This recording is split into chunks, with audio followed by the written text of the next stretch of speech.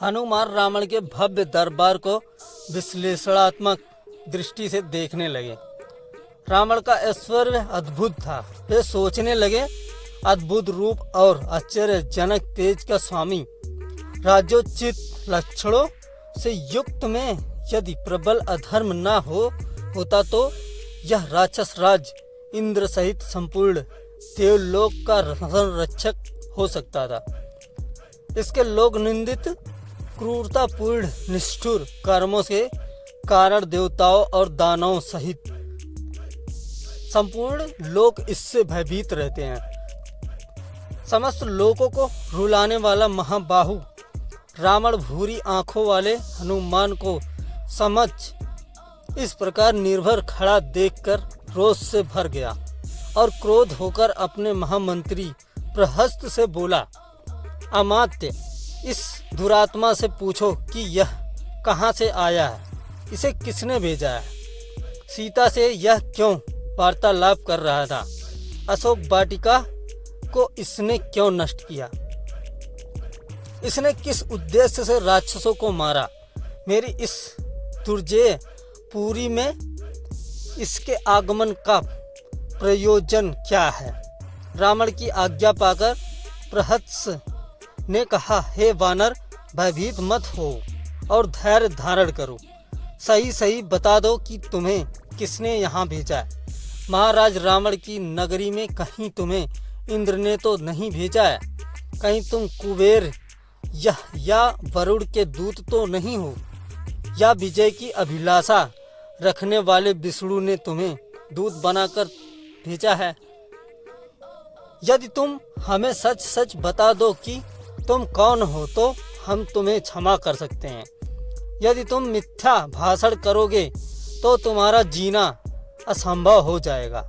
प्रहस्त के इस प्रकार पूछने पर पवन पुत्र हनुमान ने निर्भय होकर राक्षसों के स्वामी रावण से कहा, हे राक्षस राज, मैं इंद्र, यम, वरुण या कुबेर का दूत नहीं हूँ, ना ही मुझे विष्णु ने यहाँ भेजा है। मैं राक्षस राज रावण से मिलने के उद्देश्य से यहाँ आया हूँ और इसी उद्देश्य के लिए मैंने अशोक वाटिका को नष्ट किया है। तुम्हारे बलवान राक्षस युद्ध की इच्छा से मेरे पास आए तो मैंने सुरक्षा के लिए रणभूमि में उनका सामना किया। ब्रह्मा जी से मुझे वरदान प्राप्त है कि देवता और असुर कोई भी मुझे अस्त्र अथवा पास से बांध नहीं सकते। राक्षस राज के दर्शन के लिए ही मैंने अस्त्र से बंधना स्वीकार किया है। यद्यपि इस समय मैं अस्त्र से मुक्त हूँ, तथापि इन राक्षसों ने मुझे बंधा समझकर ही यहाँ लाकर तुम्हें सौंपा है। मैं श्री रामचंद्र जी का दूत हूँ और उनके ही कार्य से यहाँ आया हूँ। शांत भाव से हनुमान ने आगे कहा, मैं किष्किंधा के परम पराक्रमी नरेश सुग्रीव का दूत हूँ, उन्हीं की आज्ञा से तुम्हारे पास आया हूँ। हमारे महाराज ने तुम्हारा कुशल समाचार पूछा है और कहा है कि तुमने नीतिवान, धर्म, चारों वेदों के ज्ञाता, महापंडित, तपस्वी और महान ऐश्वर्यवान होते हुए भी एक पर स्त्री को हठात अपने यहाँ रोक रखा है। यह तुम्हारे लिए उचित बात नहीं है। तुमने यह दुष्कर्म करके अपनी मृत्यु का आह्वान किया है। उन्होंने यह भी कहा है कि लक्ष्मण के कराल बाणों के सम्मुख बड़े से बड़ा पराक्रमी भी नहीं ठहर सकता। फिर तुम उससे अपने बाणों की रक्षा कैसे कर सकोगे? इसलिए तुम्हारे लिए उचित होगा कि तुम सीता को श्री रामचंद्र को लौटा दो और उनसे क्षमा मांगो। यदि तुम ऐसा नहीं करोगे तो तुम्हारा अंत भी वही होगा जो खर, दूसर और बाली का हुआ है।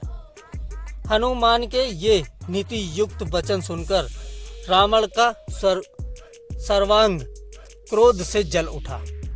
उसने अपने सेवकों को आज्ञा दी, इस बानर का वध कर डालो। रावण की आज्ञा सुनकर वहां उपस्थित विभीषण ने कहा, राक्षस राज, आप धर्म के ज्ञाता और राजधर्म के विशेषज्ञ हैं। दूत के वध से आपके पंडित्य पर कलंक लग जाएगा, अतः उचित अनुचित का विचार करके दूत के योग्य किसी अन्य दंड का विधान कीजिए। विभीषण के वचन सुनकर रावण ने कहा, शत्रुसूदन, पापियों का वध करने में पाप नहीं है। इस वानर ने वाटिका का विध्वंस तथा राक्षसों का वध करके पाप किया है, अतः मैं अवश्य ही इसका वध करूंगा।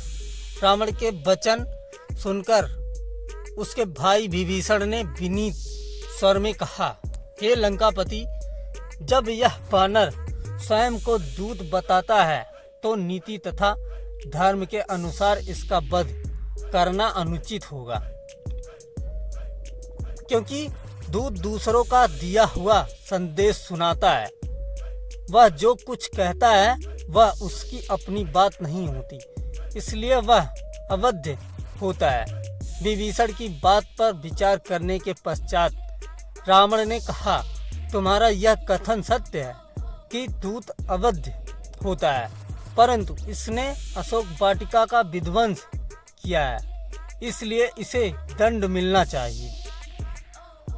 वानरों को अपनी पूंछ बहुत प्यारी होती है, अतः मैं आज्ञा देता हूँ कि इसकी पूंछ रुई और तेल लगाकर जला दी जाए, ताकि इसे बिना पूंछ का देखकर लोग इसकी हंसी उड़ाएं और यह जीवन भर अपने कर्मों पर पछताता रहे। रावण की आज्ञा पाते ही राक्षसों ने हनुमान की पूंछ को रुई और पुराने कपड़ों से लपेटकर उस पर बहुत सा तेल डालकर आग लगा दी। अपने पूंछ को चलते देख हनुमान को बहुत क्रोध आया। सबसे पहले तो उन्होंने रुई लपेटने और आग लगाने वाले राक्षसों को जलती पूंछ से मार मार कर पृथ्वी पर सुला दिया। वे जलते चीखते चिल्लाते वहां से अपने प्राण लेकर आगे। कुछ राक्षस उनका अपमान करने के लिए उन्हें बाजारों में घुमाने के लिए ले चले। उस दृश्य को देखने के लिए बाजारों में राक्षसों की और घरों के छज्जों तथा खिड़कियों पर स्त्रियों की भीड़ जमा हो गई।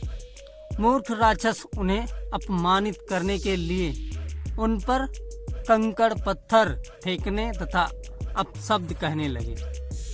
इस अपमान से क्रोध होकर स्वाभिमानी पवनसूत्र एक ही झटके से सारे बंधनों को तोड़कर नगर के ऊंचे फाटक पर चढ़ गए और लोहे का एक बड़ा सा चक्का उठाकर अपमान करने वाले राक्षसों पर टूट पड़े। इससे चारों ओर भगदड़ मच गई।